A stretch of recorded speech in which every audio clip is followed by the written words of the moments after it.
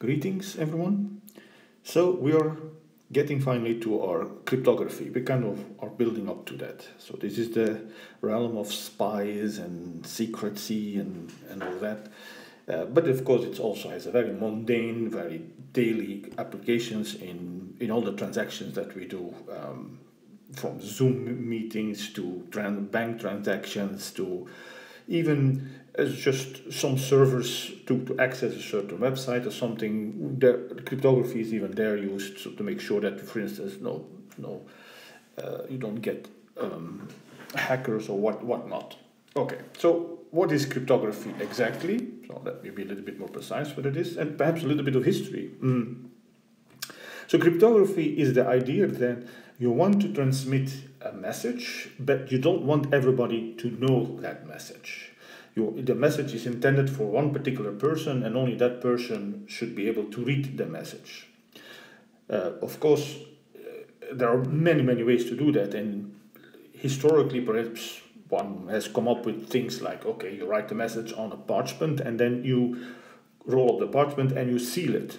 So as long as the seal is not broken, you know that nobody has actually accessed the message unless he's a very good, he can falsify your seal. But other than that, that was a way. Now, Julius Caesar is allegedly known for the first crypto system, and what he said was, okay, he used the Latin alphabet, which is our alphabet, so that's, and when he wanted to send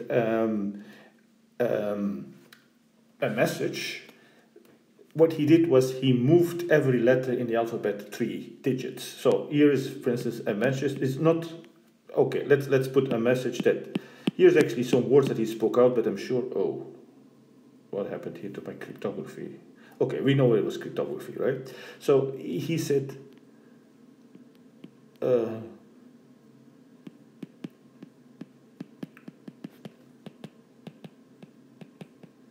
tu quoque, Brutus, means quoque. You too, Brutus. And this refers to the words that, allegedly, his last words when he was, okay, I don't want to give too much of a history lesson, but Julius Caesar was kind of a little bit of a guy. He was wanted to get more and more power, and in fact he usurped power, and he became almost, declared himself as the emperor, or at least not a single emperor. There were actually three of them. There was a little gang of 3 people that tried to usurp the power. And Julius Caesar, by the way, Caesar is written this way, right? We pronounce it that way, but if you pronounce it the way that it was pronounced in those days, it was pronounced Kaiser. And Kaiser, if you know a bit of German, have heard is the name for what we call an emperor. It's called Kaiser in German. So this word has survived as emperor. So he had his imperial desires, but other people, elite, didn't like that, and they conspired to kill him, among which was his adopted son Brutus. He had a son, and it was very common to adopt somebody and to make him your successor. So, and he too stabbed him in the back with a knife, and when he saw this, he said, "You too, Brutus, tu quoque, Brutus." To you, okay, and quoque is two. So how would that be translated? What he would say, his cipher was, okay, we have the alphabet. I'm going to have to write down the whole alphabet because we have all these letters here that we have to do. J, K, L, M, N, O, P, Q, R, S, T, U, V, W, X, Y, and Z. And so the cipher that he then does is says, I go always 3 letters further. So an A becomes 1, 2, 3, becomes a D. A B becomes, so you see the B would become an E. Okay, and so on. So let's concentrate on the letters that we need. What would the T become? So okay, so here would be T, say, so the T would be 3 letters down, 1, 2, 3, so it would be W.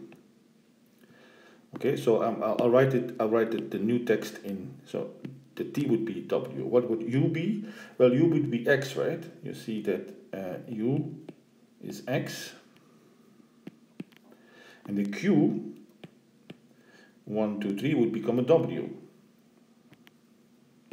U we already know is X. O 1, 2, 3, so that would be an R. W, X, E. So that would be 1, 2, 3, that would be an H. And B, that we have already, that's E, R. R, we have to go to 1, 2, 3, that would be a U. No, that's, I wrote it in the wrong spot. A U, so that is U. A U, we already know was an X. A T was a W. A U was an X. And an S, 1, 2, 3, was a V. So this would be the encrypted message. And of course, if you didn't know what he did, it was utter nonsense if he would transmit this message. But if you, so the Caesar's key is move 3 down. Okay, now I haven't gotten any word. What would you do, for instance, Y? What would the Y be? Well, it goes 1, but then he cannot go 2 down, so he circles back, right? So he goes 2, 3. So Y would become a B, and X would be an A, and C would be a C, right? So you cycle down. So what he really works is, how would we nowadays describe this? Well, associate. But there are 26 letters, right? So we have Z26, and we use the numbers of Z26 to encode all these numbers. Z26 starts with 0 and ends in 25. Don't forget that that's the way that we set things up. So A would get value 0, B would get value 1, and so on. So we just would calculate the values of the letters based on their position in the alphabet, right? By the way, this alphabet that I just wrote down is not the original Latin alphabet. There were certain letters that didn't exist in that alphabet, and also I'm not 100% sure even what order they would use. I'm not 100% sure about that either. Anyways, so going back to this situation in our modern day with our modern day alphabet. So what do we do then next? So we have, this is, well, I should have perhaps put that in black because, sorry, this should be black, right? These are the original letters, the original values, and this one was supposed to be,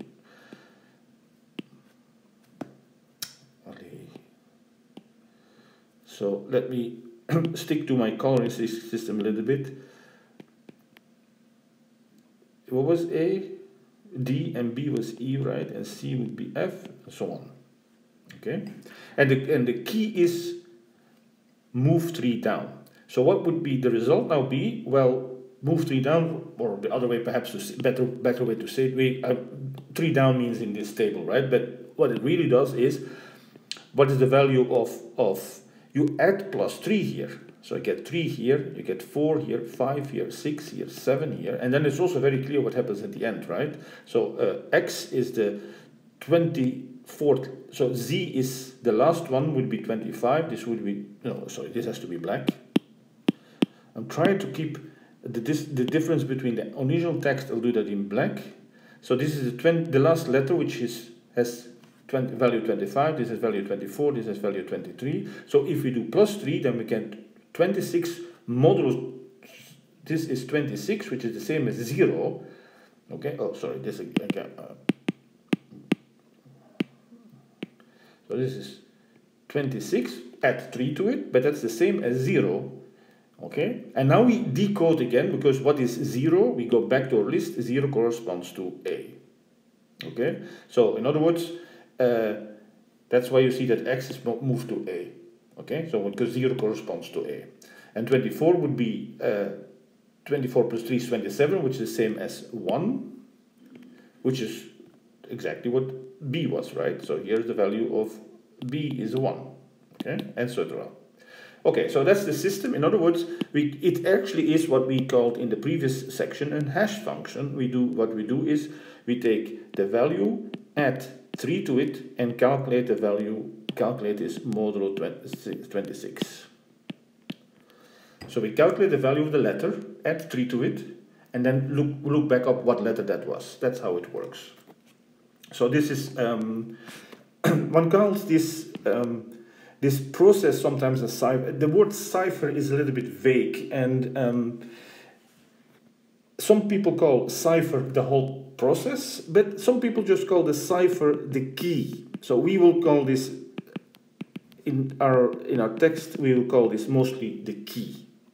So understand, of course, the notion of key is that you lock something up, right? So there's a bit of the idea is we use the key here to encrypt a message.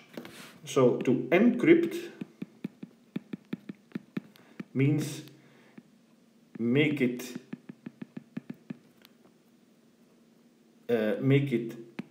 hidden or secret.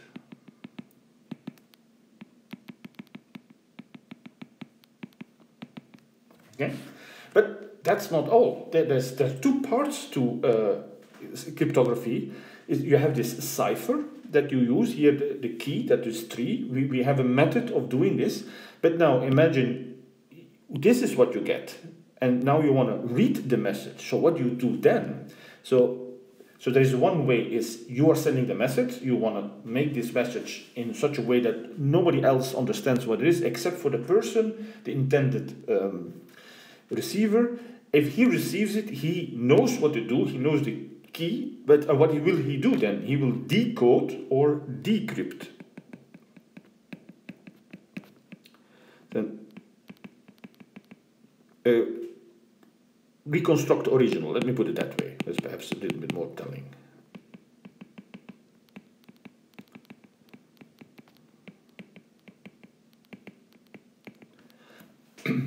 So instead of encrypt, people also sometimes say encode and decode.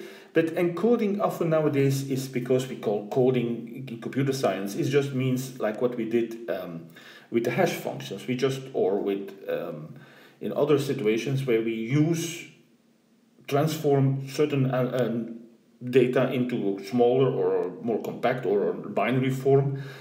But the idea is not so much that we are trying to hide what we're saying. It's just we want to try to just make it compatible with our system.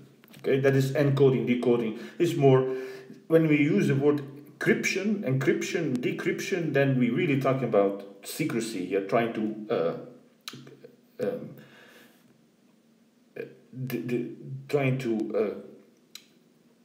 hide, mask the actual sentence. So now, okay, so going back here, so we have this message that Caesar wanted to send to God knows who he wanted to send this, perhaps to Brutus, to tell him you did this to me, you're going to do this to me or something. Yeah. So the receiver, let's call him Brutus, gets this message and says, "Oh my God, what is this? Ah, yeah, okay, this is from my father or adopted father. So I know what I have to do." What he did, he added 3 to it. So what is he going to do? Well, the decryption here will be x minus 3 mod 26, right? You want to undo the plus 3. So if you get the letter W, you go 3 up. You go, okay, 1, 2, 3. So you say the original. How did I get from?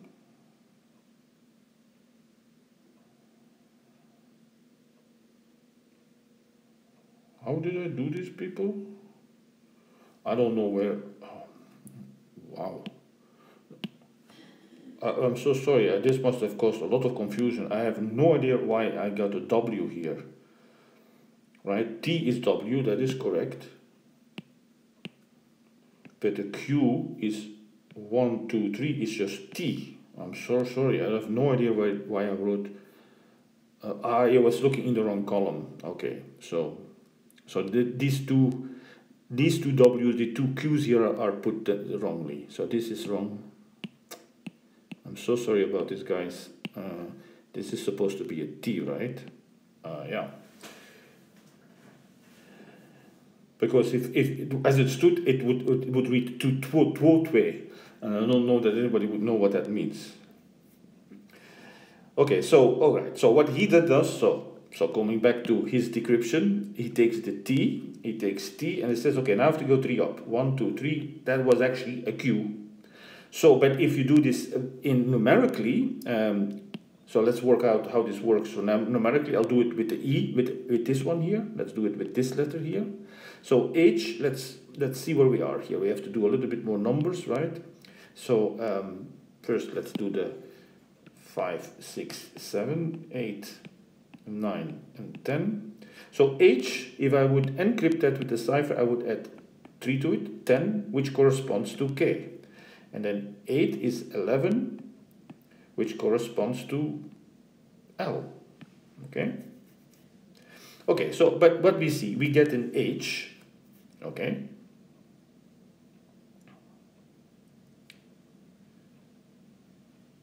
Which has value, sorry. Yes, yeah, right, sorry. We read here an H.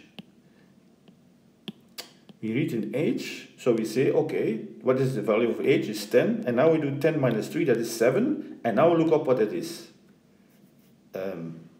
Sorry. I'm sorry, guys. I'm getting so confused now. Okay.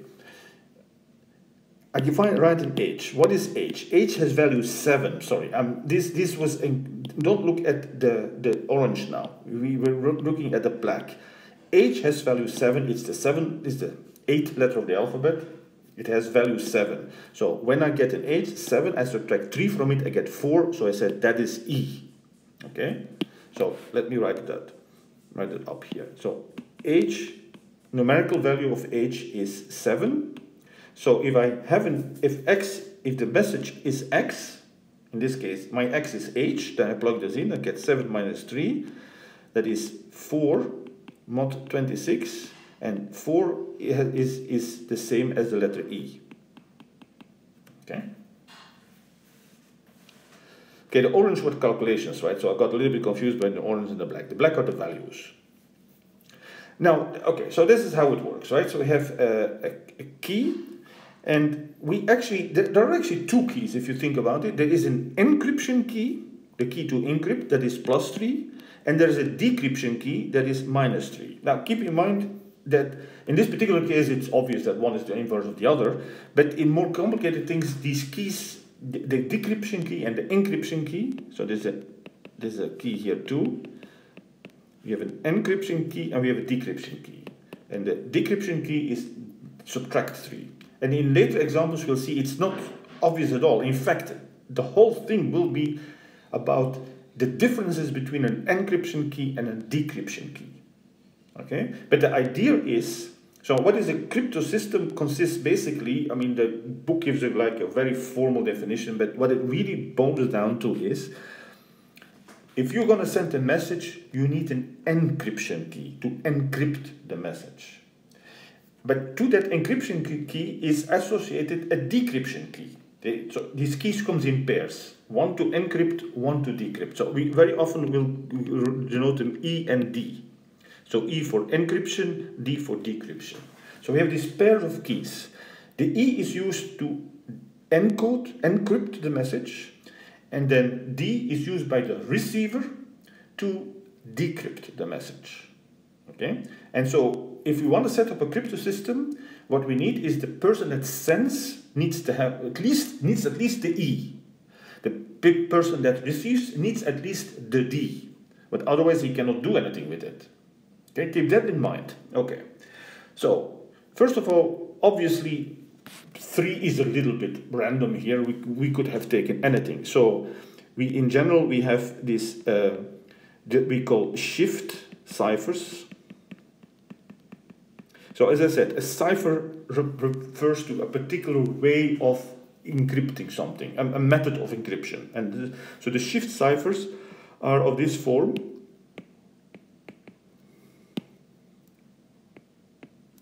So we take, for every letter, we take its numerical value given by this table here, the black table. So let me perhaps, in order to not confuse you, let me get rid of these things now, because this is now the general case. In the general case, there are we use different keys, so that there are different encodings. So we have just a table that says A is 0, B is 1, C is 2, D is 3, E is 4, F is 5, etc., etc. And you could perhaps do other things as well, right? But you agree, everybody is no problem, this is published Everybody can notice that an A is 0 and B is 1. That is not the encoding here, okay? That's not the encryption. The cryptor is now to use that number in the following way. You use that number, you add K to it, where K is the key. So the K here, so the encryption key, remember that encryption key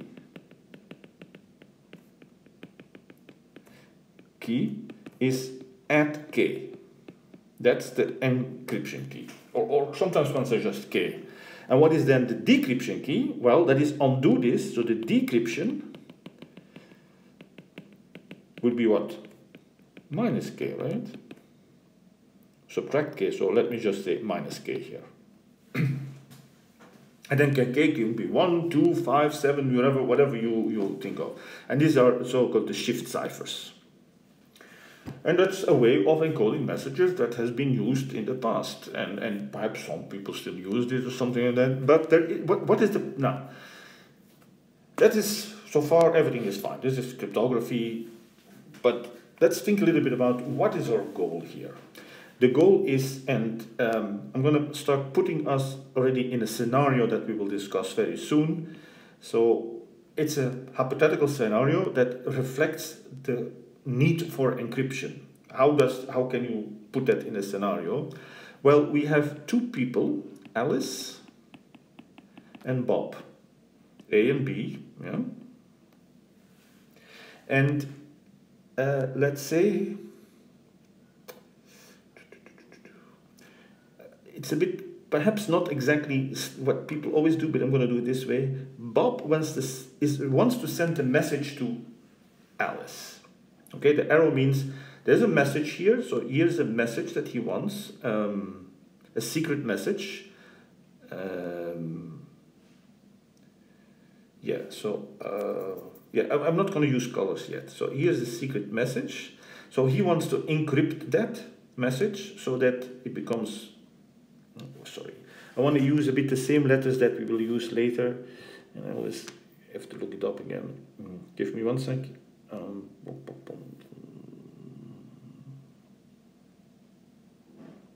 Okay, so he will encrypt this into a message that we will see, the code, the crypted message, the ciphered, whatever you want to call. So that is, so he doesn't send M, he will send C to Alice. So that is what he really does, okay? Not M, because if he sends M, okay, so there's a third person in play, the eavesdropper, and remember, imagine what these male chauvinist computer science of the 80s called her eavesdropper. So evil Eve, not nice, right? Because okay, yeah, okay. So what is Eve? Eve's goal is to figure out what Bob wants to tell to M, to Alice. So here's what it means, right? The eavesdropper, the person that wants to hack. I mean, in nowadays we would call that the hackster or hacker. That would be the hacker, right? He wants to, Eve wants to read that message. She's very interested in what Bob has to say. It could be, for instance, his credit card number. So, okay. So, but Bob knows that Eve might be watching their transmission, and so he says, "No, I'm not going to send M. I'm going to encrypt it and going to send C." So, what has to happen? This C that has been transmitted here. So, this is now Alice will receive C at this end. But we assume always that the transmission is vulnerable to attack, or perhaps is in the public eye, can be seen by others. So in other words, Eve also gets to see C. Now, therefore, this is now important. Alice has a decryption key. So she can decrypt this message. So she is decrypting this. So encrypt with E, the encryption key, decrypt with D. So again the scenario. M is the message that Bob wants to send. Bob says, okay, I'm not going to send it like that. I'm going to use my encryption with the key E, and that becomes, the new message is now C, right? It's now something like So this, so here, just to get where we are, right? This is M, and C is what I would, what have so far have been called in orange. Okay, I'm not going to do the colors yet. At some point I will do bit colors, but it will mean something else. Okay, so Bob has encrypted the message M into C. Then he sends it to Alice, who receives C, and now says, okay, no problem. I have my decryption code. And of course, the decryption will give me the original message. So that's, of course, the idea is that these two codes here, they cancel each other out. Let me put it that. It's a little bit less is needed, but I'm going to say it that way, because it's often what happens. In other words, if you apply an encryption, then a decryption, you get original message. But very often it's even the other way around too. If you decrypt and then encrypt, which is a bit strange, right? You do a valid message, you decrypt it, which gives you nonsense, and then you encrypt it again. So it's kind of symmetric somehow. But let's not talk about that. So by the fact that they cancel each other out, Alice now can read the message M. But what poor or smart or evil Eve, she gets also to see C, but she doesn't have the decryption key. Okay? So that puts her a bit in a bad spot. So how is he going to now read this message? So, and everything now comes down to the encryption, the cipher, the method that you use, the E and D. How vulnerable are they to Eve's attack to try to find out the message? Eve is very determined to understand your message. So, for instance, if we use a cipher key like this, let's say even Caesar's cipher key, we will get a sentence like that. Okay? Now notice what we have is every letter has exactly one code. So once you figure out one of these, if you figure out what this H stands for, or no, perhaps, but if you figure out what this X stands for, then you know what this X and this X and this X and this X stands for. All the X's stand for the same thing, for the same letter. It's a letter-to-letter encryption. So that makes it vulnerable because, not particularly in this sentence, but you could look at frequencies. And you can say the most frequent letters in an alphabet, for instance, in our alphabet, is the letter E. And if E is the most frequent one and I have a long encrypted text, then I just look for the letter that is most frequent. If the text is sufficiently long, I can be rather. So here is an example. Let me give you an example here. I'm taking it from the textbook. So, okay, it's of course nonsense. Z N K, K G X R E, H O X J, M K Z Y, Z N K, C U X S. That's the message. Okay, and the spaces mean that they're words, right? So we just transforming letter into letter. We used this is used by shift cipher. We know that. We know that the person who does this uses a shift cipher. What we do not know is the key. So the key, which is what we called K, right? What is the key K here? How can we figure that? Well, there are two things we can do. And nowadays, the first thing that I'm going to say is actually better perhaps than the first one, namely just try all K's, K0, 1, 2, 3, up to how far? Well, only up to 25, right? Because it's mod Z26 that you work. So the key is also an element from Z26. So you throw all 26 and you look at what it gives you a reasonable message. With nowadays computers, this can be done so fast that you can do this.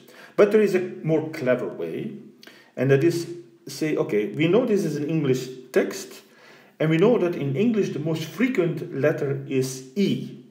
So what is the most frequent letter in this text? And they say the most common letter is K. So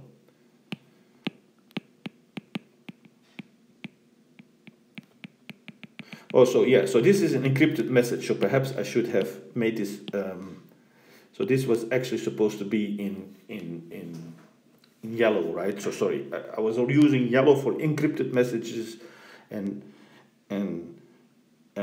black for decrypted or original messages. So what is the most common letter in this encrypted message? There's 1, 2, 3, 4 Ks and there's only 1, 2 Z's, 3 Z's. Oh, there are also 4 Z's actually. I didn't say that. Did I forget something? Okay, I'm just taking the text, the results of the book, but it's not really fair because it says K is the most common letter, but it's also Z. Okay, so let's first take the wrong thing. The most common letters are Z and K. So what can I think now? I can think that, well, sorry. I'm going to use this Z is an encoded Z and this is an encoded K. Now, if this Z, so we say now, so pick most common letters in text, in C, the coded text. This is C, right? Our code, our encrypted text. Pick the most common letters in that, and these are the Z and K. Put equal to E. Because that's the most common letter in the English alphabet. Okay, put equal to E. So let's do this with Z. So if is the, okay, let me make this here.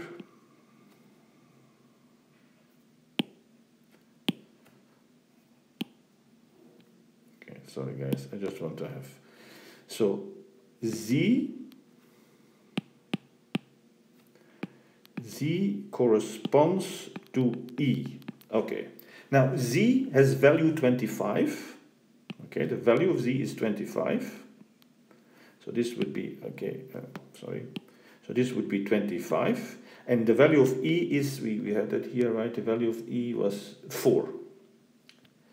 E is 4. So if, remember, we are thinking somebody used the key K, and what does the key do? It takes the actual value, adds K to it to get the new value. So this seems to be 21. So from this we see that K is 21. If E, the actual letter E, black letter E, the original letter E, which has value 4, corresponds to the encoded letter Z, which has value 25, then the key must be 21. So that's the problem why this key is so vulnerable, right? Once we have one correspondence, we know what the key is.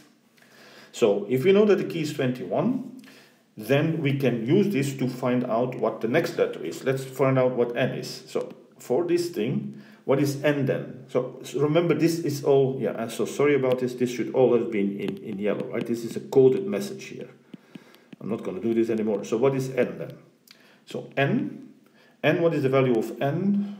Okay, we have to work out this a little bit here. 11, 12, 13. N is 13. So this is, as an encoded message, this is 13. So what does it correspond to? Well, by our key. Now, remember, we are now decoding if key, so K is 21. This is the encryption key. So be very careful, right? So the encryption key is 21. So what is the decryption key then? Minus 21. Remember, that's how you decrypt, right? You notice that, right? If you take 25 and take 21, we get 4. So what is the decryption of 13? So this would correspond to the letter. Well, let's first work it out here. We do 13 minus 21, which is minus 8, mod 26, but it is the same as 18 mod 26. Of course, we need to know. And 18, what is 18?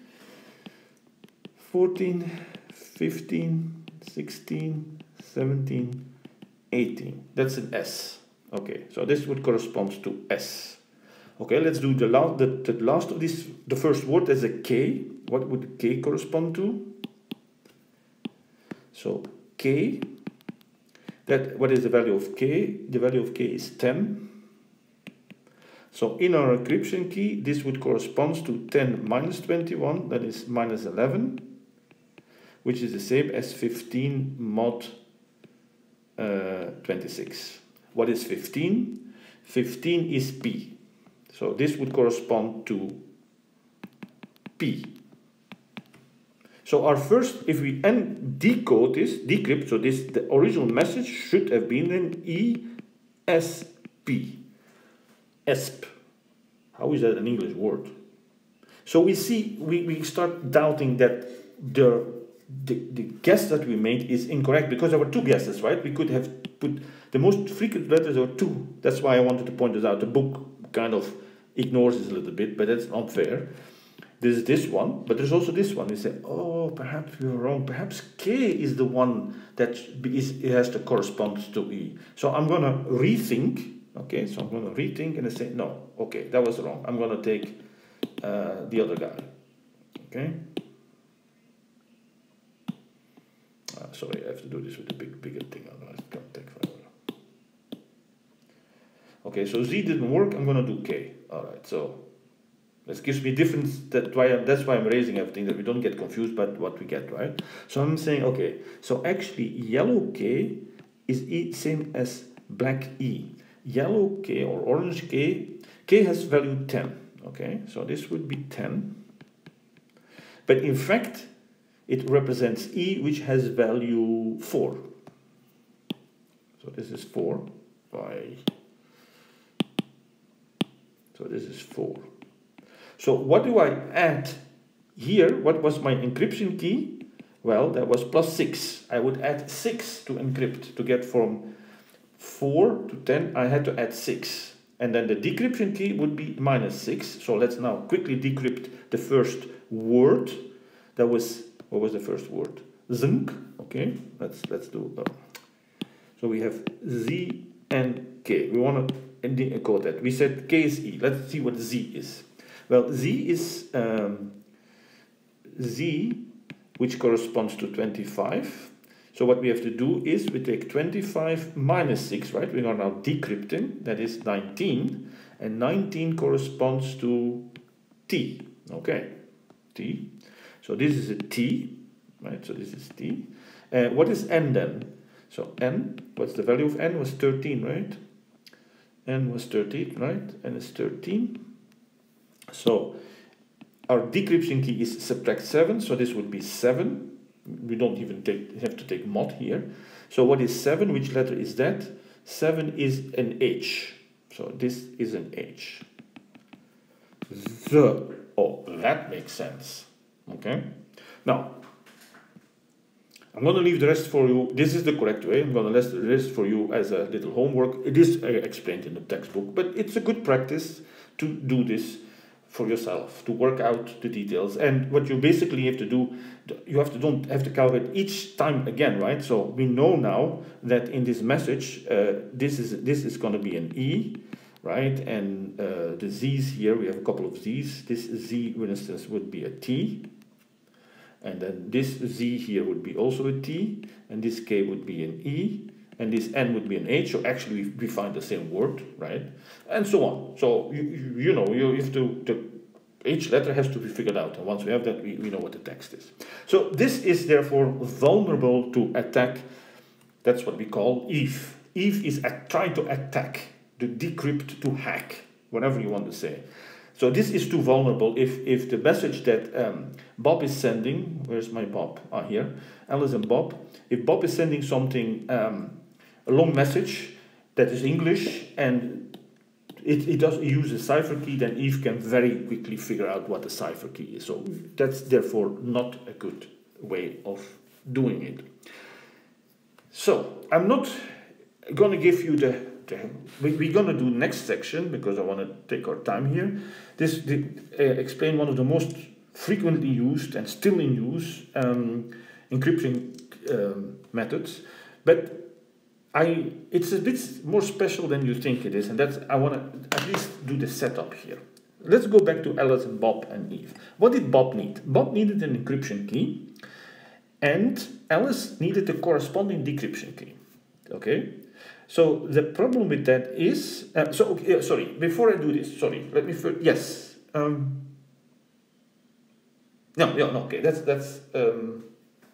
yes, okay, no, what I've said is correct, yes. Now, there are, nowadays, this cipher key, as I said, is vulnerable to attack, but there are very, very, very good systems that cannot be broken. In other words, if you don't know the decryption keys, if you don't know the keys, there's absolutely no way you can figure out what C is. from the message. Because it's no longer true that every letter is transposed in a letter. It's much more complicated. An E, that the first the here would be transformed in something, and the second the in something totally different. Also, we might hide the length of words, because again, if we know how the words are grouped in lengths, so we might include the space, which is then again something you cannot figure out what it is. So there are really good methods, and this is basically the realm of NSA and intelligence agencies to develop these things, and you can read about it into the textbook. What is the big problem now? If this all exists, fine, that's good, so that's it, end of story. There exist good encryptions that cannot be broken. So what's the big fuss? Because cryptography, there's a big fuss, I should tell you this. This is a very active field because of what I'm going to say now. The problem with the setup where Bob has E and Alice has D, is that they need to exchange these keys beforehand. If they don't give these keys in beforehand, then they need to know these keys before they start using it. In other words, at some point, Alice and Bob have to come together very secretively and say, okay, here's my D, here's E. But if Eve also can hack that moment, there you go, right? Or otherwise, it could be that different things can also happen. You can hack Bob's computer for the E, but let's not talk about hacking. It is really about sending messages, okay? So Bob and Alice have to send these keys to each other before they even can send regular messages. So that is a problem. There's another problem. As I said, nowadays decryption keys, the ciphers, decryption methods, encryption methods exist that are very solid. Yet one problem is, suppose you're sending credit card numbers, right? Or names, even names of people. And if you get, let's just simply say names. Bob is sending names to Alice, names of people that will get elected for something, or they get a prize money or something like that, right? So Bob each time has to select some winner or something like that, or he has to select out of if you know in advance who the possible outcomes, what the possible messages of Bob are, although there might be hundreds of thousands, the next time that Bob has to send the same name, his encryption will give the same coded message. So, although you don't know who it is, you will know at some point, if he sends the same thing twice, that you will know that he's sending twice the same thing. And that is also, that on its own might be some information that you're not supposed to know. Because if, like, I don't want to say what this means to, but for instance, Bob has to elect the new, has to, for each week, has to elect the chair of a committee. And each time this name changes. But of course, once the chair has been announced publicly, we know who it is. So if Eve goes look in the records and see, oh, when this encrypted message was sent, this person X became the president, became the chair of the committee. And then 5 weeks later, the same message will be sent. This means that this guy is going to be again the chair, and perhaps knowledge of this beforehand is something that Eve can use. So what this means is that although you might have very secure methods to encrypt and decrypt, it's still the problem is that you're always using the same method. So what you would like to do is also change that method. Okay? So now comes, this is where we get into something I find it kind of revolutionary. This is from the 80s, 70s, early 70s that people started thinking about this. So let me erase this again. Let's go back to the situation of Bob and Eve. Let's look at Alice. What did Alice really need? Or rather say, yes, what did Eve need? Let me put it that. What was Eve? If Eve wanted to crack this, what did she need? She did not need to know E. She couldn't care less what E was, because that's after the facts. E has been used, so what the hell? But she wants to know D. Now, you might say, oh, but if you know E, then you know D, because like here, for instance, add K, you subtract K. But remember I said, this is a very simple cipher, a very simple cryptographic system. In more sophisticated ones, as we will see, knowing one key does not mean at all that you know the other key. They are quite different, and you need to know both before you can start doing your cipher. Okay, keep that in mind. So, if you have a system like that where E and D are not obviously linked to each other, it's not just plus and minus, right? But there is a much harder thing that you cannot figure out. If that is safe, if that is somehow difficult to find out, and now we're talking in terms of algorithms and computation, and therefore big O, right? And therefore tractable and untractable problems. If it's an intractable problem, given E to find a D, then you don't care that somebody knows E. And this is the idea, this, as I said, revolutionary idea of a public key. So if it doesn't really matter what E is, let's make it public. The public key is E. If you know the public key, everybody can know it and can publish it. So let's look now back at this situation. If you can find something, so a public key E, but knowledge of this key, I'll write it, knowledge of E does not mean knowing D. So although you know E, you don't know D, therefore you get an encrypted message, you don't know what to do with that. Right? The only thing, what does this knowledge of E helps you with? Well, if you want to have a message, if you want to encrypt a message. Now, this might sound stupid, but let's think about now Alice. Alice is now our key player here. Let's circle her. I'll turn so Alice here. Alice wants some information from Bob, and she wants, so for instance, his credit card number. And Eve is very eager to know credit card numbers because she's evil, right? Okay, so Alice says, Bob, okay, I'm gonna tell you how to encrypt a message. In other words, I'm gonna give you this public key E, which is the encryption method. That's all that Bob needs. Bob doesn't need D. He knows the message. He encrypts it. Yeah, he could use D to check whether he didn't make a mistake, but fine. That option is out, Bob. So if you want to make sure that you didn't make a mistake, do it twice and compare. Okay? You take your message, encrypt it with E, and if you want to make sure that you did it right, do it the second time and double check. Okay? Double check your work. So Bob takes this message. Bob takes this key, public key. Public means what? So public means also E knows. Eve knows. So for us, the public is Eve. Eve is anybody. So also Eve knows what E is. So I'm going to put it here. So Eve has E.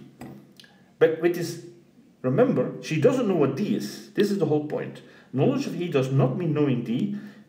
The more correct way to say that, to find D, knowing E, is an intractable problem. Meaning it takes at least exponential time to compute. Okay, that's where we're going. That's where we have talked about this order of magnitude and complexity. Sorry. Now, what about Alice? Now, Alice has told him this is the public key, but of course she has set this all up. So she knows both. Of course, she knows E because she sent it to Bob. She made it, and then she also knows D. So the only thing that Alice needs to do is find a pair of keys that satisfy this here. Now, naming knowledge of E does not mean knowing D. So she needs a pair of these things. Now, remember, what it does is if you have the decryption key, then you can decode or decrypt an encrypted message with code E. So the message so M was the original message. It was encoded but the public keys are always encoding keys, encrypting keys. So by these public encrypting keys, there's the message C. C is being sent. C, Eve is there and says, I know what C is and I know what E is, and that's it. Eve, you're not useless because you cannot know what D is. Only Alice knows what D is because she is the originator, right? She started this, right? Think of Alice as the website the Amazon.com that says, okay, you're buying this nice book from me, but now you have to pay me, you have to send me your credit card. That is exactly what Alice is doing, and Alice generates this D and E, and okay, and then once she gets C, she decodes it and says, okay, I have it, thank you, and that's how it works. So this system cannot be hacked, cannot be attacked by Eve because of the way that we set this thing up. Moreover, remember there were two things, right, that we want to do. We want security, in other words, Eve cannot figure out. But another thing we also want to do is next time that Bob sends the same credit card number, we want to have a different message. Now that's no problem because each time Alice wants something from Bob, she says, okay, don't use the previous E. I'm going to give you a new one because she has a huge collection of these keys that she can use. So, meaning to generate keys, so the two things that we need the two things that are necessary. So the requirements are, let's say, for a good public key system, so the requirements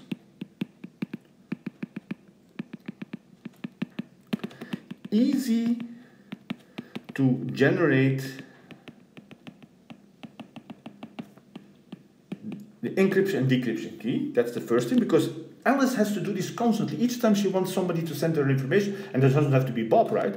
Since this is now public, she can say, okay guys, Bob, Charlie, and David, you all sent me the same thing. This is the encryption key, use the same key, because nobody has used it yet. So this, so she generates this key, she can make this one public, and so we keep the D secret. That, of course, she's not publishing, so this is the public part.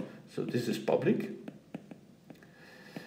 That's the first thing. And the second thing is, it is intractable in the sense of computer algorithm complexity to find D knowing only E. So nobody can crack the code, but everybody can use the code. That is the idea of public key system. And we are ready in the next lecture. We have enough information. We start whatever we did with congruence, and so we are ready to do this now and use the system that is called RSA. Go look it up.